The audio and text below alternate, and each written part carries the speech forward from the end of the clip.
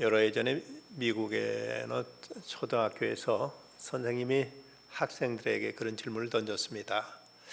여러분 가운데에서 살아있는 인물들 가운데 존경하는 사람이 있으면 한번 말해 보십시오.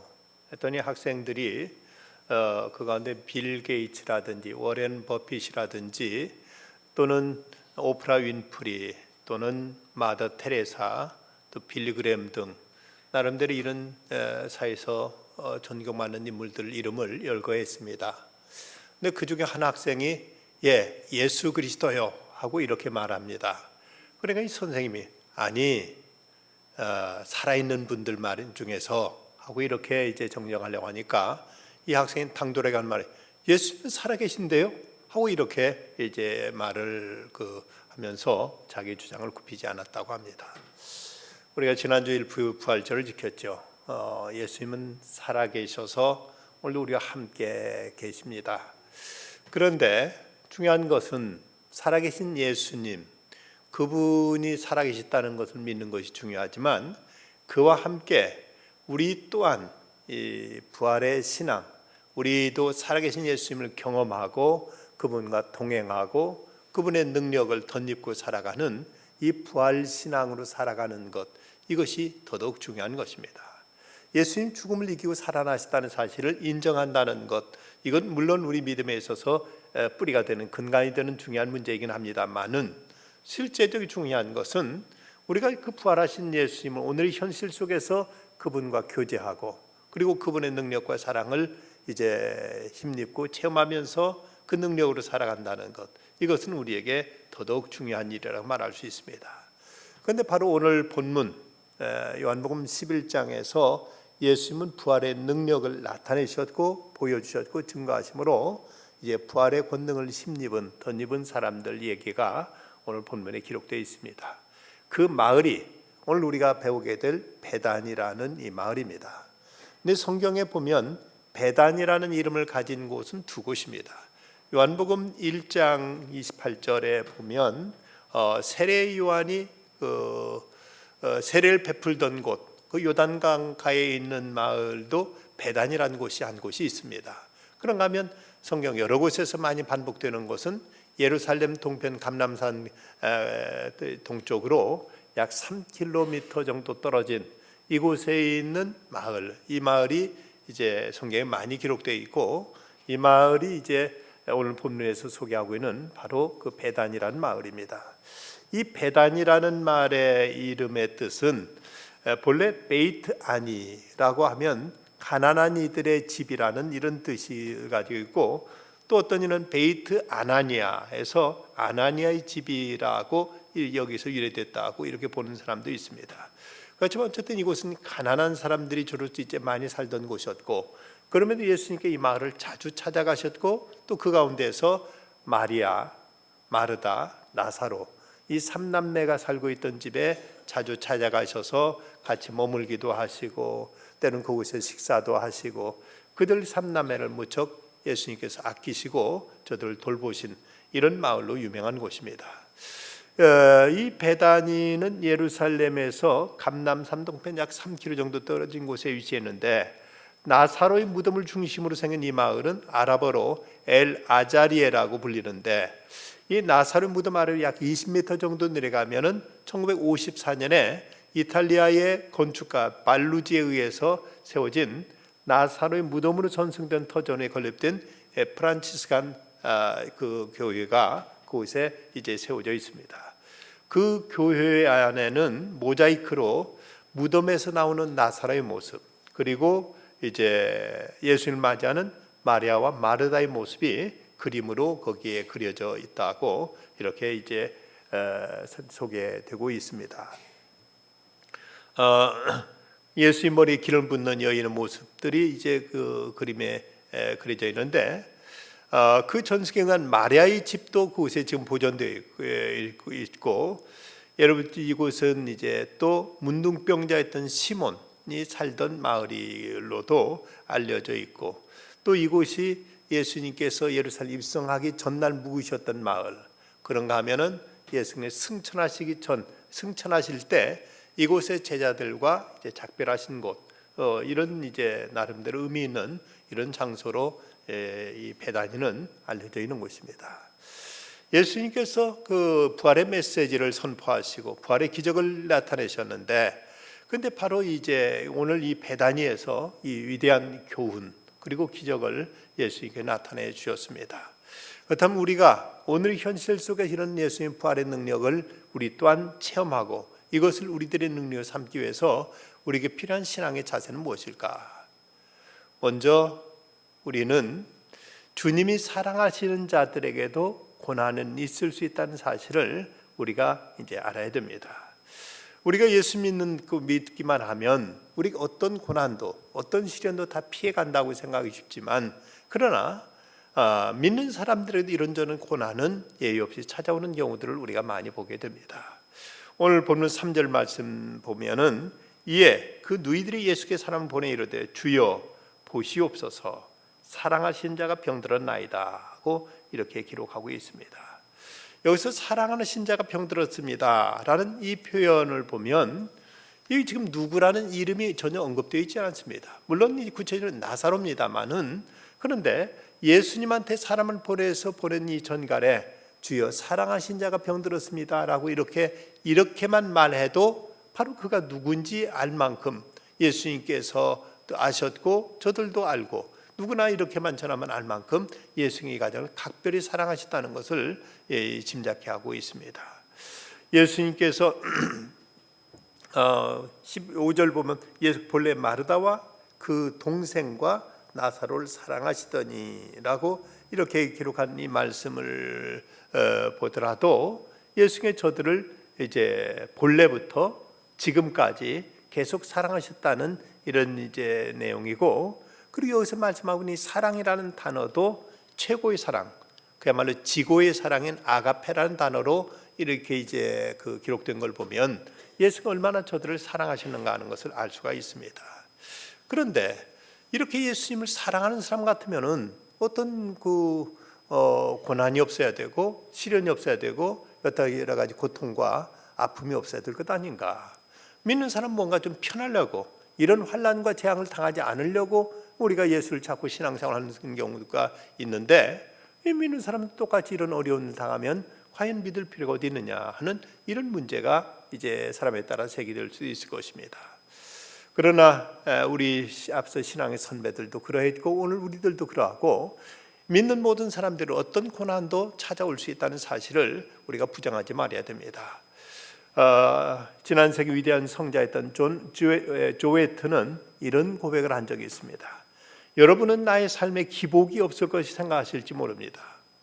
여러분, 내가 늘 기쁨을 잃어버리지 않고 승리의 삶을 살고 또 영적으로 계속 성숙하는 삶을 살 것이라고 생각하실지 모릅니다.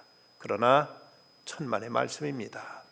때때로 나는 매사에 지쳐있는 내 자신을 발견하곤 합니다. 마음 깊은 곳이 더럽혀져 있는 자신을 보고 절망적인 상태가 되어버린 일이 한두 번이 아닙니다라고 이렇게 실토하고 있습니다. 그런가 하면 그 유명한 스펄전 목사님, 이분은 설교 중에 이런 고백을 한 적이 있습니다.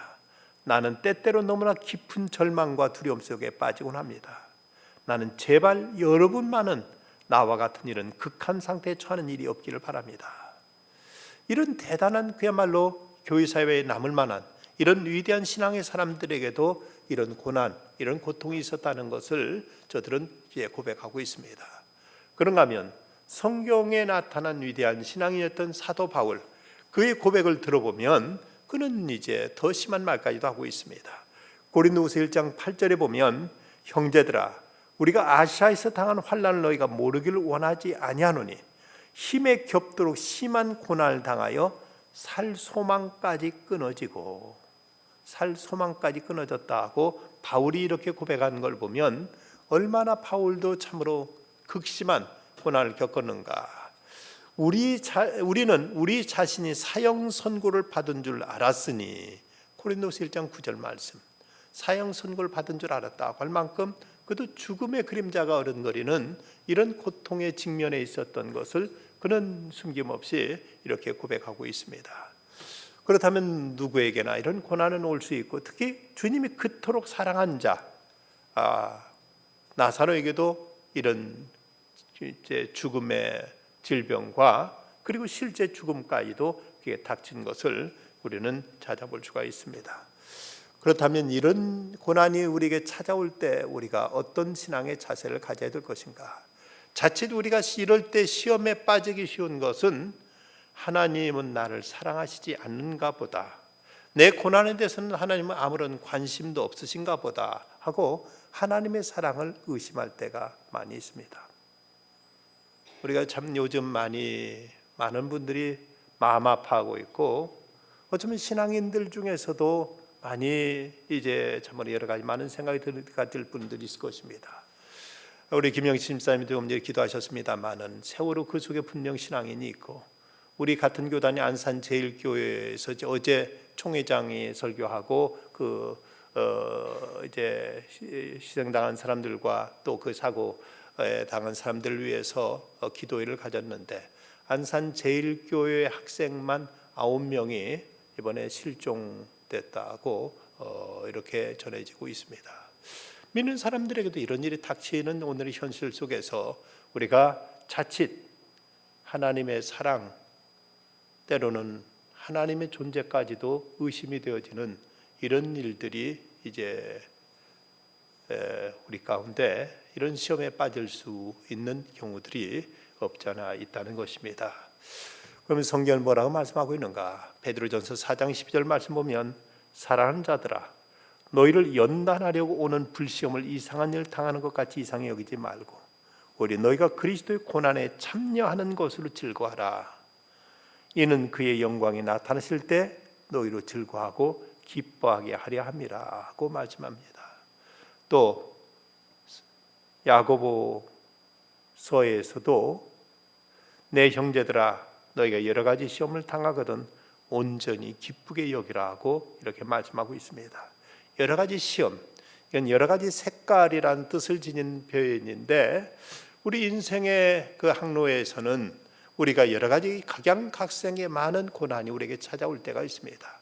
건강과 질병, 불의의 사고, 또 관계 애곡과 단절, 오해, 또 물질, 이성의 시험, 권력의 시험, 허영의 시험, 실직, 사업 파산 등 이런 많은 어려움들이 우리에게 초대받지 않은 손님처럼 불쑥 찾아와서 우리 삶의 자리를 온통 이제 뒤집어 놓을 때가 우리에게 있는 것입니다. 이런 일이 이제 과거 우리 신앙의 선배들에게도 있었고, 사도들도 이런 일을 겪었고, 이런 일들이 저들의 그 사역의 현장에 있었기에 바로 이런 일이 닥칠 수 있다는 것을 저들은 이제 언급하고 있고, 이런 일을 당할 때 이상하게 여기지 말아라. 도리어 이런 일을 당할 때 그리스도의 고난에 참여하는 것으로 즐거워하라. 이는 그의 영광이 나타나실 때 너희로 즐거워하고 기뻐하게 하려 함이라고 이렇게 말씀하고 있습니다. 그럼 어떻게 우리가 이런 일을 기뻐할 수 있을까? 어떻게 이런 일을 우리가 달게 받을 수 있을까? 여기에는 성도의 고난 저 건너편에는 부활의 영광이 예비되어 있음을 우리는 믿어야 됩니다. 오늘 4절 말씀, 예수께 들으시고 이르시되 이 병은 죽을 병이 아니라 하나님의 영광을 위하며 하나님의 아들이로 말미암아 영광을 받게 하려 함이라고 말씀하셨습니다. 고난 저 건너편에 영광의 사건을 주님은 예비해 놓으셨다는 것입니다. 이럴 때 불같은 시험을 당할 때 이상히 여기지 말라. 그 다음에 약속한 바와 같이 이제 베드로전 4장 13절에 보면, 오히려 너희가 그리스도의 고난에 참여하는 즐거워하라. 이는 그의 영광을 나타내실 때 너희를 즐거워하고 기뻐하게 하려 함이라고 말씀하십니다. 자, 그러니 예수님께서 이제 병들었다, 죽을 병에 걸렸다는 이 소식을 들으시고도 예수님은 왠지 찾아가지 않으십니다. 바로 즉각 달려가서 그토록 사랑하신 그 이제 남매들이라면 예수님은 열일을 제쳐놓고 금방 달려갔을 싶은데, 근데 예수님은 꿈쩍 않고 그 자리에 그대로 머물고 계십니다. 나사로가 병들었다함을 들으시고 그 계시던 곳에 이틀을 더 유하시고, 6절 말씀입니다. 왜 그렇게 하셨을까? 거기에 대해서 이제 예수님 하신 말씀 보면 이제 이 일로 인하 이름 말며 하나님이 하나님의 영광을 위하며 하나님의 아들이 말미암아 영광을 받게 하려 하심이라. 이를 위해서 큰 영광을 드러내기 위해서 예수님께서 더 큰 위대한 일을 이루시기 위해서 주님께서는 지금 찾아가지 않으시고 거기 계신 것입니다. 물론 그때 즉시 예수님께 달려가셔서 죽지 않도록 예수님께서 그 병을 고쳐주실 수도 있으셨습니다. 그런데 예수님께서는 머물러 계시고 그 죽도록 두시고 그리고 부활하게 해 주셨다는 것입니다. 우리는 당장 무엇이 어떤 일이 내게 지금 이제 어떤 사건이 해결되길 바랍니다.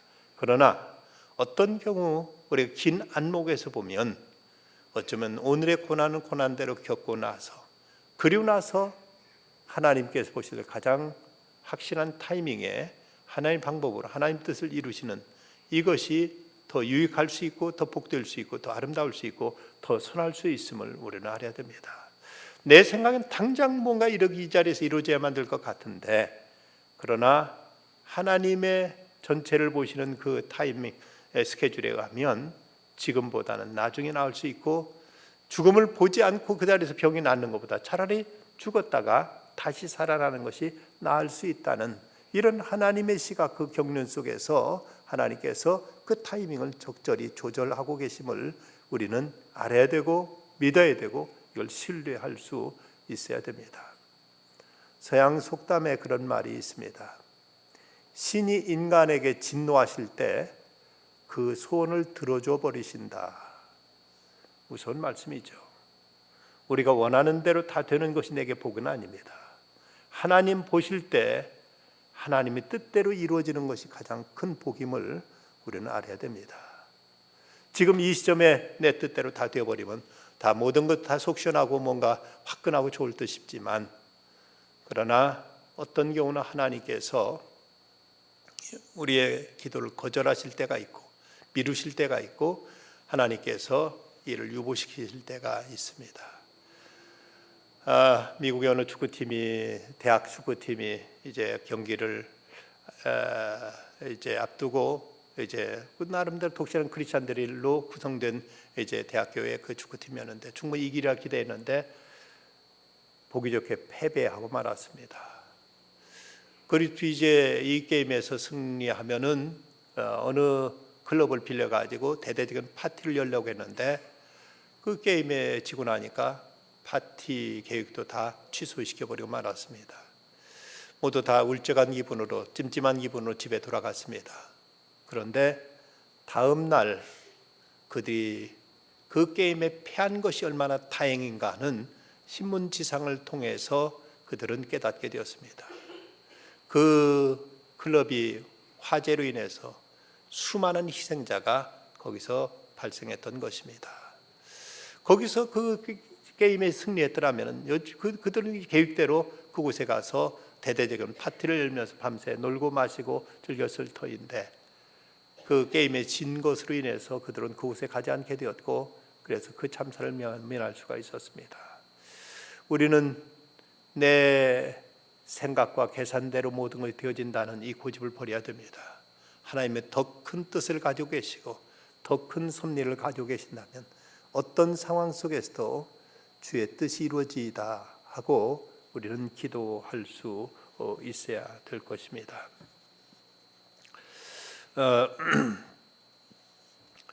한 걸음 더 나가서 이 사건, 이 나사렛 질병과 사망 사건을 통해 예수님 부활이라는 엄청난 약속을 계시하시는 하나의 예표로 삼으셨습니다. 그래서 나사렛 질병 소식을 듣고도 예수님께서는 그가 장사지는 나흘 만에 거기서 찾아가셔서 부활을 예수님께서 나타내신 것입니다.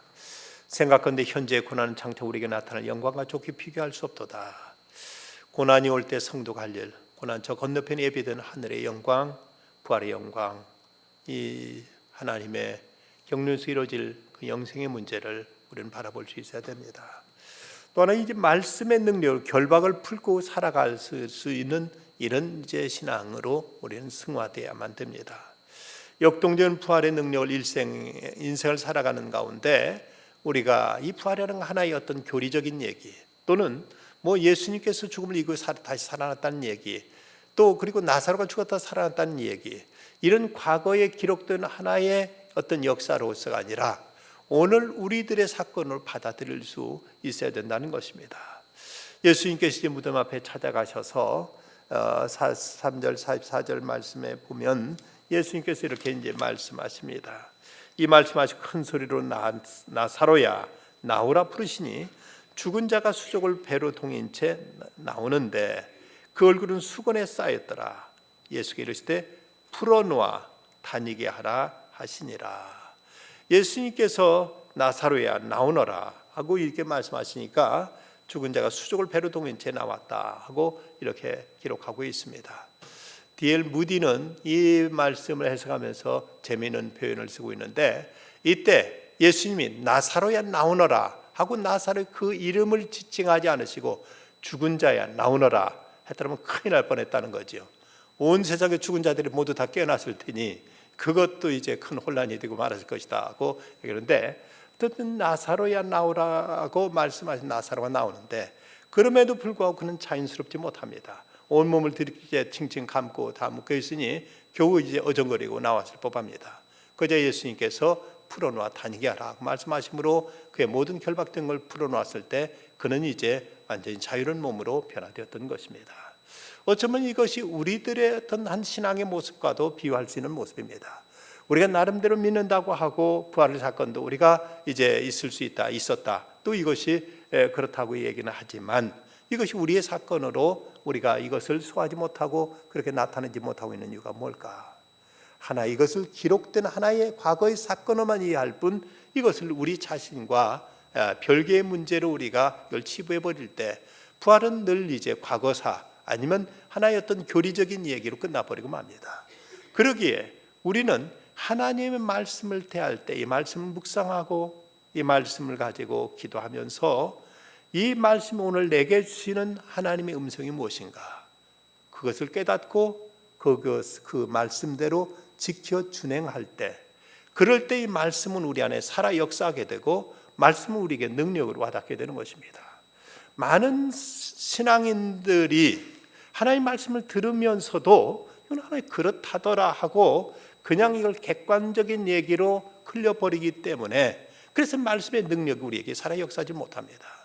어떤 말씀을 받았든지 그 말씀 오늘 내게 주신 말씀으로 받고 그 말씀을 그대로 지켜 준행하면 바로 그 말씀이 내 안에 살아 역사해서 그것이 오늘도 우리에게 부활의 능력, 부활의 권능으로 우리 가운데 역사하게 되는 것입니다. 여러분은 하나님의 말씀을 어떻게 받고 있습니까? 성경을 읽을 때든지 아니면 강단에 선포되는 말씀이든지 이 말씀은 나와 무관한 말씀, 꼭 우리 시어머니가 들어야 될 말씀, 꼭 우리 아무 신우가 들어야 될 말씀, 자꾸 말씀을 들을 때 이리저리 교통정리만 하면서 자신한테는 전혀 적용을 하지 않기 때문에 이 말씀은 나와 상관없는 말씀이 되어버리고 내게 아무런 능력도 나타내지 못하는 이런 이제 죽은 말씀이 되어버리는 것입니다. 풀어놓아 다니게 하라. 하나님 말씀이 내 안에 살아 역사하도록, 살아 춤추도록 우리 그 말씀 앞에 응답하며 그 말씀 가운데 우리가 지켜 준행하는 우리 신앙의 실천이 우리에게 필요합니다. 이전에 이제 여러분들 잘 알고 있는 모래 위의 발자국이라는 신앙의 시를 여러분 잘 아실 것입니다. 어느 날 밤 난 꿈을 꾸었네. 주와 함께 바닷가 거니는 꿈을 꾸었네. 하늘을 가로질러 내 인생의 장면들이 펼쳐졌다네. 모래에 두 발자국이 있었다네. 한 짝은 내 것, 또 한 짝은 주님의 것. 거기서 내 인생의 마지막 장면들을 보았네.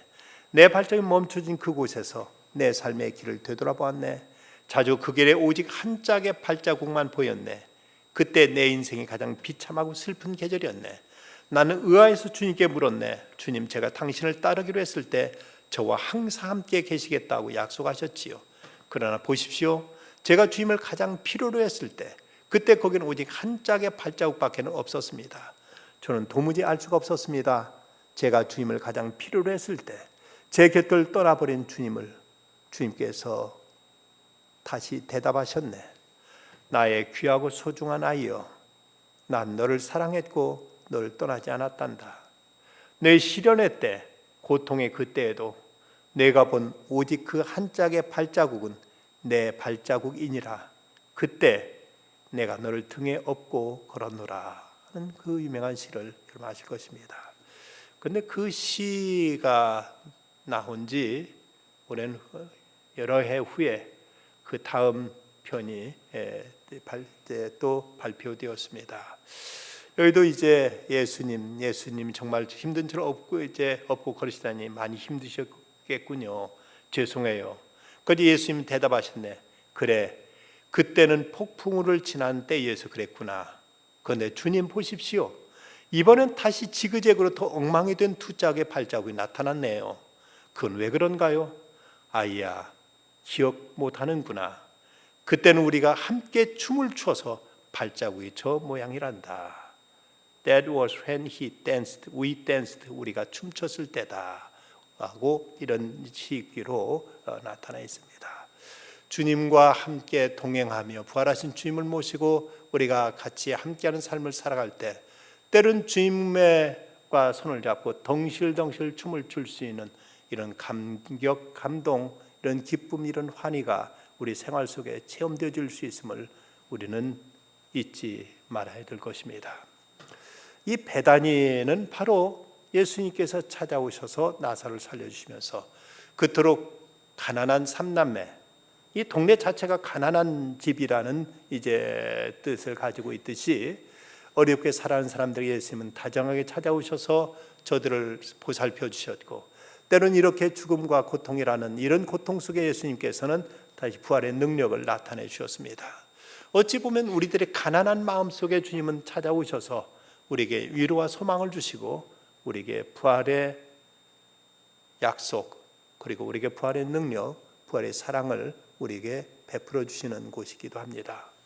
그런데 이 베다니가 또 다시 나타나는 것은 바로 그 다음 장, 바로 12장에서 이제 이 베다니가 나타나는데 12장 1절 유월절 엿새 전에 예수께 베다니에 이르시니 이곳은 예수께 죽은 자 가운데 살리신 나사로가 있는 곳이라.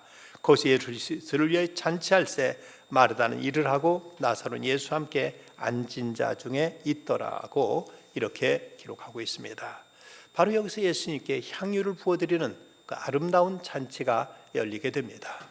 다른 때 잔치에는 예수님은 그냥 손님으로 초대받은 손님으로 겨우 참석하실 정도였지만 지금 이곳의 잔치는 특별합니다. 이건 예수님이 주빈입니다.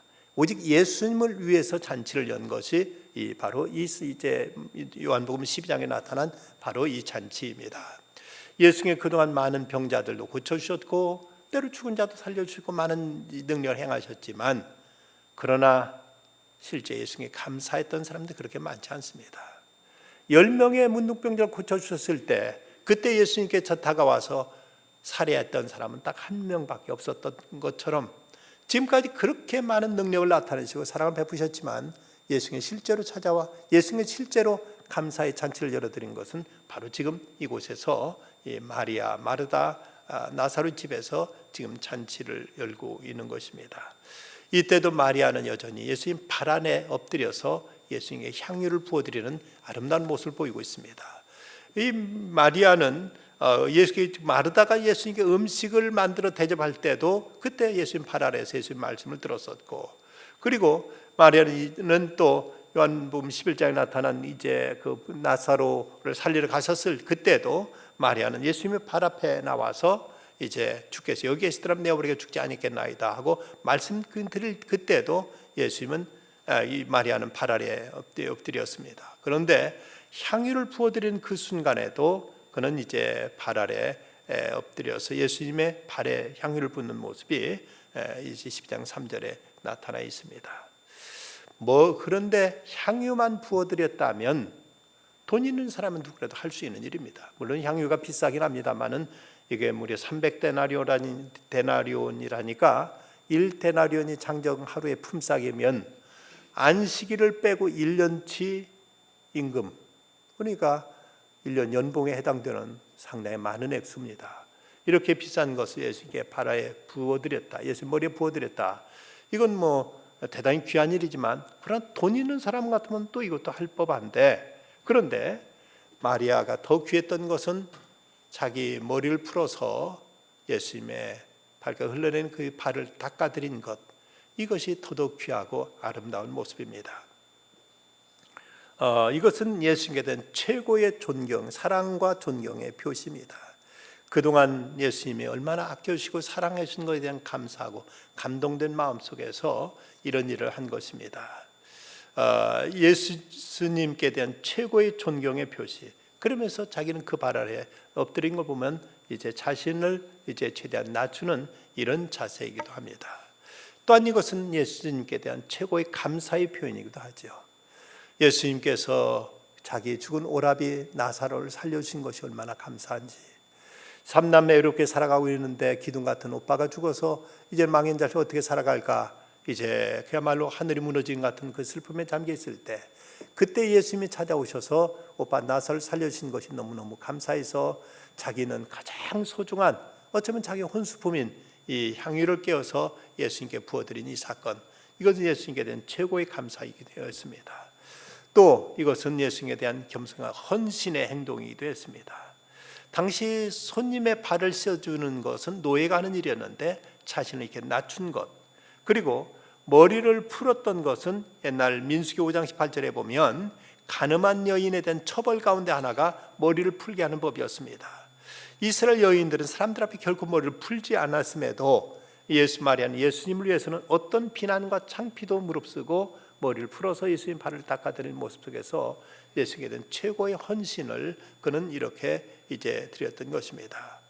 이렇게 머리를 이제 향유를 부어드렸을 때 그 향유가 온 집안에 그 냄새가 가득했습니다. 예수님도 그 향유를 맡았을 것이고, 그리고 집안에 있는 모든 사람도 함께 그 향유를 맡았을 것입니다. 그때 가룟 유다가 이 문제를 가지고 시비하고 나섭니다. 이 향유를 어찌 300데나리온에 팔아 가는 자들이 주지 아니했느냐.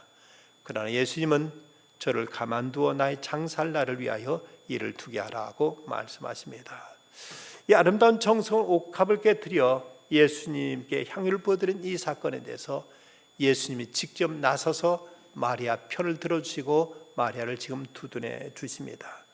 마리아가 이를 행한 것은 그냥 어떻게 예수님을 향한 그의 이제 그 고마운 마음, 예수님을 향한 그의 간절한 마음 가지고 주님께 해드렸는데, 그런데 예수님이 이걸 비약해서 이것은 내 장례를, 내 장사를 예비한 것이다 까지 이렇게 말씀하시면서 이것을 확대해서 이것을 이제 예수님의 그 장례를 위한 이런 의식으로까지 예수님께서 이렇게 이제 평가해 주십니다. 항상 내가 생각한 것만큼만 모든 결과가 나타나고 열매가 맺히는 것은 아닙니다. 오히려 더 큰 열매, 우리 기대 이상으로, 우리 상상 이상으로 더 아름답고 귀한 일들이 또 우리가 그저 깨끗한 마음, 소박한 마음, 진실된 마음으로 우리가 이제 헌신하다 보면, 봉사하다 보면 하나님이 이것을 축복하셔서 더 크고 놀라운 일들을 주님은 이루기도 하십니다. 그리고 이 사건은 마태복음과 마가복음에 보면 예수님이 이런 말씀하셨습니다. 내가 진실로 너희에게 이르노니 온 천하 어디서든지 이 복음이 전파되는 곳에서는 이 여자가 행한 일도 말하여 그를 기억하리라 하시니라. 이 때문인지 사복음서 모두에 이 도유 사건, 향유를 부어드린 사건은 사복음서 모두에 기록되게 됩니다.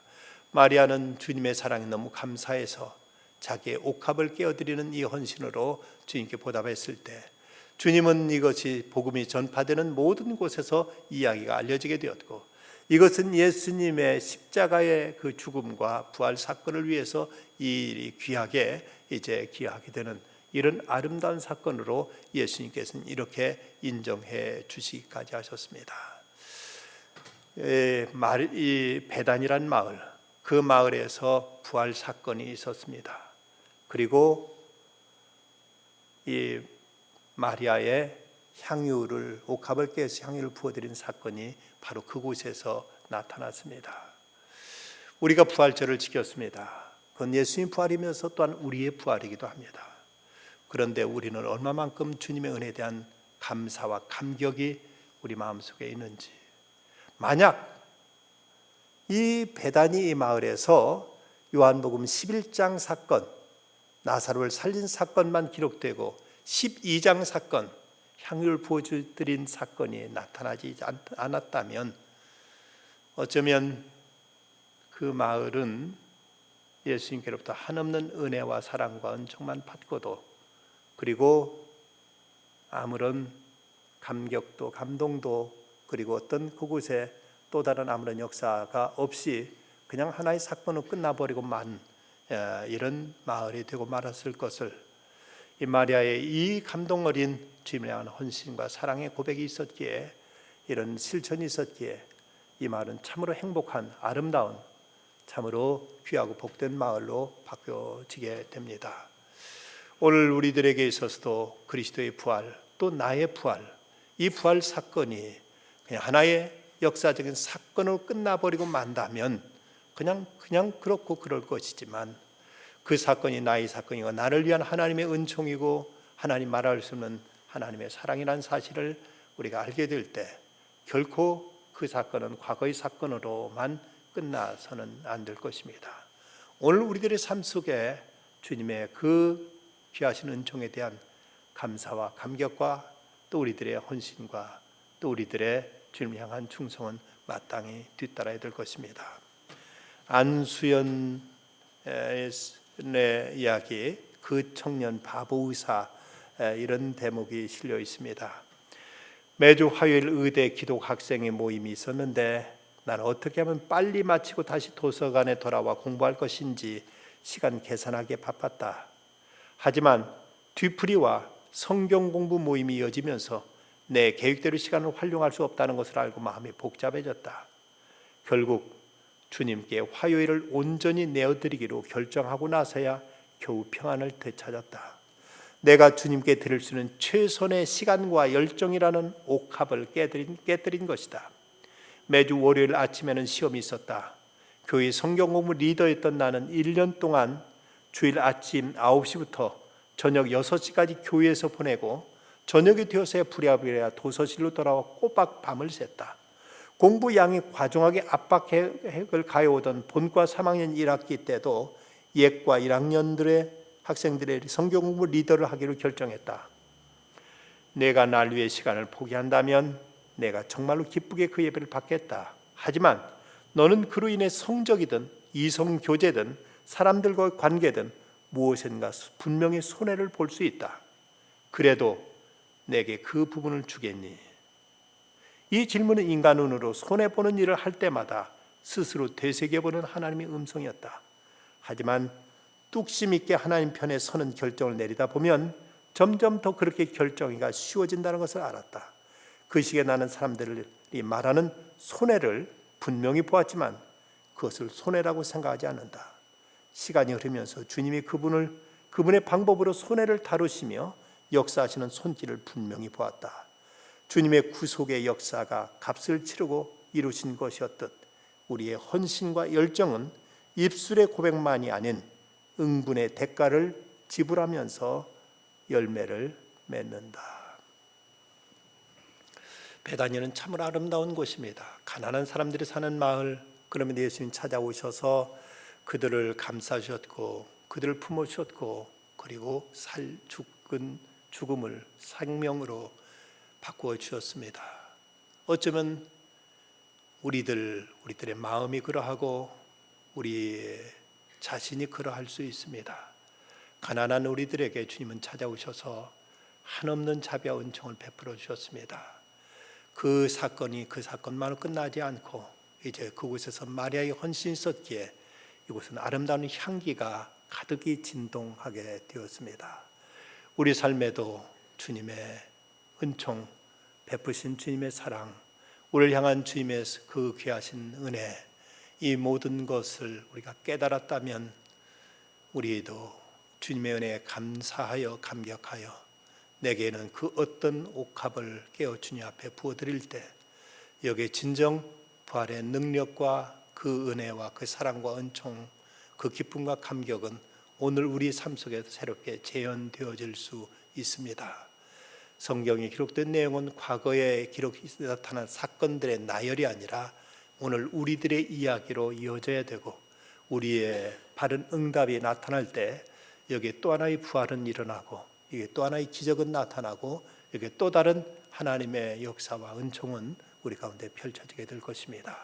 우리 모두 우리 각자에게 주시는 하나님의 살아있는 말씀으로 받고 여기에 우리 각자의 행동에 함께하는 결단과 순종과 헌신이 뒤따라야 되겠습니다. 기도하십시다. 걸어가신 주님, 가난한 사람들 모여 살던 베다니, 거기 살던 나사로, 마르다, 마리아를 극진히 사랑하시고 저들의 고통 가운데 있을 때 주님은 외면하신 듯 싶었지만 결정적인 시간에 찾아가셔서 저들을 다시 살려주심으로 주님께서 부활의 주님, 은혜의 주님, 사랑의 주님으로 저들에게 나타내 주셨습니다. 그 은혜에 감동하여 마리아는 옥합을 깨어 향유를 주 앞에 부어드리고 자기 머리를 풀어 예수의 발을 닦아드림으로 최고의 헌신과 최고의 사랑을 주 앞에 드렸습니다. 주님, 이런 이야기들이, 이런 기록이, 이런 말씀이 2000년 전 이야기만 되지 않게 하시고 또한 우리들의 고백이며 우리들의 결단이며 우리들의 헌신이 되어서 오늘 저희들도 부활을 경험하며 살아갈 수 있는 저희들 다 되게 해 주시옵소서. 예수님의 이름으로 기도드리옵나이다. 아멘.